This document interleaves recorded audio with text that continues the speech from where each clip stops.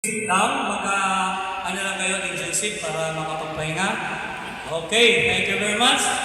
At this juncture, siyempre tayo po ay lahat ay pinagpala at nagpapasalamat dahil ang ating presidente ng Pilipinas Sepak Takraw Incorporated ay gumawa ng paraan na para ang Sepak Takraw ay maisama sa Summer Sports Clinic ng Milo.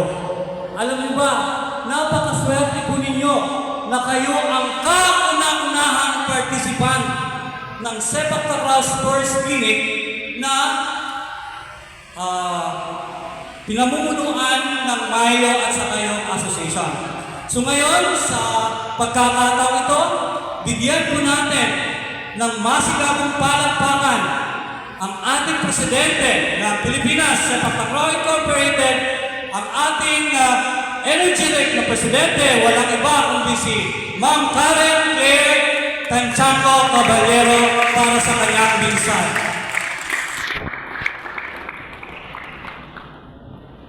Good morning mga batang takraw. Magandang umaga. Kumain na ba kayo?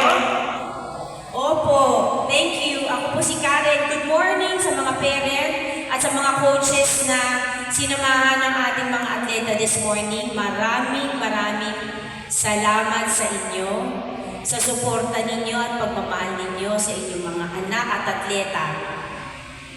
Sabi nga ng Milo, sports is a great teacher. Tama ba yun? Alam niyo kung bakit sports great teacher? Kasi tinuturuan kayo na ang buhay hindi palaging masaya, hindi palaging madali. Diba, kayo nagtatakbo na dito. Pag nagtitraining ba kayo kahit gusto niyo yung takraw, madali? Hindi. Pero habang nagtitraining kayo, nag-i-improve at gumagaling kayo, di ba? Hindi rin lahat tayo nananalo araw-araw, di ba? Pero naglalaro pa rin kayo. Bakit? Dahil ano? Dahil mahal ninyo at gusto niyo yung ginagawa ninyo? See? Kaya great teacher siya kasi paglabas natin, paglaki niyong lahat, malalaman ninyo na hindi lahat madali ang buhay. Pero pag nasa sports kayo, iisipin ninyo parang sports lang ang buhay. Hindi madali palagi. Pero darating din yung oras na magiging okay at madali. Okay? By the way, gusto ko rin palang pasalamatan ang Marikina Elementary School. Aside from our sponsors dahil nandito tayo ngayon, ang Milo Philippines at saka ang Gajamas. Malanday Elementary School through the generosity of Principal Ma'am Garchi Torena. So thank you sa pagtanggap sa mga batang takraw. Mula Manila, nasa mga batang Maynila, batang takraw ng Maynila. Wow! Mga batang takraw ng Pasig. Okay, at ang batang takraw ng Marikina. Siyempre, dami natin. Sino bang pupunta ng palarong pambansa dito? Good luck, ha? Thank you so much. So, ngayong umaga, magpapaalala lang tayo ng ating mga rules sa ating clinic. Kasi, total of 8 sessions to, sana makompleto ninyo. Okay? Pag nakompleto nyo nito, sasali kayo sa graduation tournament natin. Okay? So, number 1 rule, respect all summer camp coaches, staff, mga kapwa-atleta natin, yung equipment at yung facility. Okay? Respeto is very important sa sports, lalo-lalo na sa sepak takraw. Number 2, susundin natin ang instruction sila coach sa safety guidelines para hindi tayo makasakit o hindi tayo masaktan. Number 3, stay with assigned groups at all times. Kung ginrupo kayo ni national coach, mamaya makikilala ninyo ang national coach natin, si Coach Eman, kasama ang assistant coach, si Coach Samboy. Sila ang magiging coach ninyo ng mga susunod na araw na nandito kayo sa summer clinic. So, kung ano yung sinabi nila sa safety at sa grouping, susunod tayo. Walang bullying. Sino ba bully dito? Wala na mga amin eh. Walang mag-aaway. At walang magsasalita ng hindi maganda. Okay? Alam natin yon, okay? Bawal, syempre. Mga bata naman kayo, pero kailangan namin sabihin, walang possession ng kahit na anong weapon, alcohol na iniinom, kasi bata pa tayo, di ba? At saka yung mga vape, yung mga sino, sana walang mga pa-cool boys and pa-cool girls dito, bawal yun, Bawal din ang electronic device habang kayo ay nag-training. Ibibigay natin ito sa ating mga kasamang coach or magulang or kung mag-isa kayo, sabihin nyo kila Coach Eman or kila Coach Amboy, Coach, pwede po ba kayo po muna mag-go ng aming cellphone or tablet habang nag-training, Magdadala ng extra damit, extra tubig, at kung may snacks, kailangan magdala kayo tuwing training. Huwag kayong pupunta ng training nang hindi nakakain kasi mainit ngayon. Tsaka kailangan tayo ay merong laman ang tiyan bago pumunta dito. Mag-Milo muna. Mamaya bibigyan namin kayong lahat ng Milo packs. Okay? Palagi magsusuot ng sports uniform. Pagdating nyo dito, naka-rubber shoes na kayo at naka-uniform na, magdala-dala ng pamalit. Kasi, isa sa mga disiplina natin ito. Alam dapat natin kung paano tayo pupunta dito ng naaayon na kagamitan.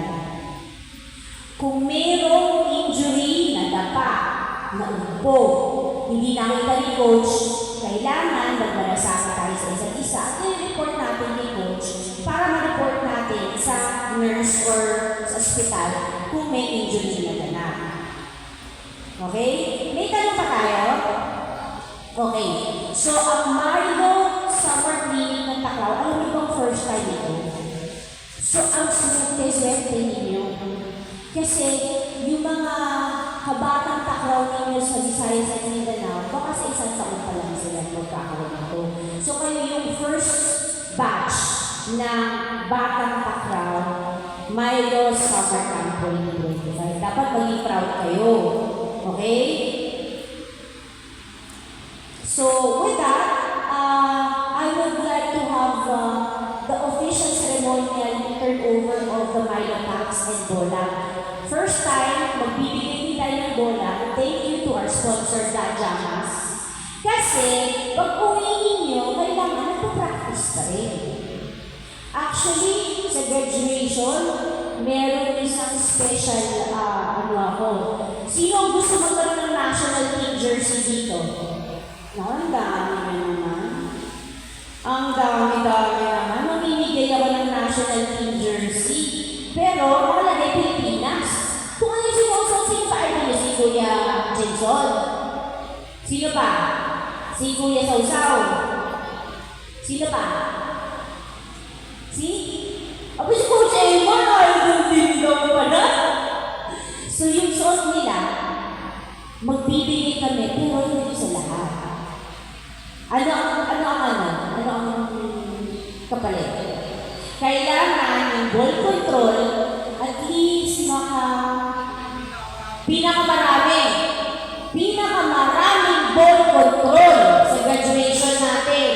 Makakakuha ng signed autograph ng national team idol ninyo. Tandaan nyo, ngayon ang magkakaroon ng jersey nun, So, pag uwi ng bola, hindi lang dapat kahit na walang nagpa-practice dapat sa bahay. Diba? Paramihan, sino kaya ng 1,000 ball control?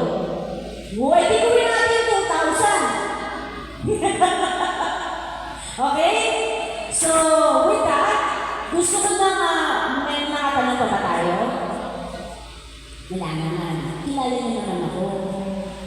Hindi mo na matapang Matapang na ako sa mga coach na pasaway at sa setang pasaway. Pero pag mabait tayo lahat, di ba? Kasi bakit Taclaw? Dapat maging proud kayo na ang sport nyo ay sepak Taclaw. Alam niyo kung bakit? Isa sa mga katutubong sport sport ng Pilipinas to. Okay? Ito ay laro ng Pilipino. At Pilipino tayo, dapat maging proud tayo, okay? So with that, bibigay ko na ulit kay Coach Itoy at kay Coach Eman para sa program proper natin this morning. At yung aking mga coach dito na masipag na nag-invest at naniwala sa inyong mga atleta, magkakaroon tayo ng separate meeting na lang habang nag-training sila. Okay lang po ba yun? Sige. So, with that, I give back the floor. Good luck sa inyong lahat. Gusto ko mag-enjoy kayo. Magkaroon kayo ng kaibigan, hindi lang taga-Marikina. Ang batang takraw ay batang takraw kahit taga-saan ka pa. Okay? So, dapat maging magkakaibigan na kayo pagkatapos nito. Okay? Dahil sana taon-taon meron tayo nito. Okay? So, maraming salamat. Good morning, parents, coaches, athletes, and officials. Mabuhay tayo lahat at all the best. Magandang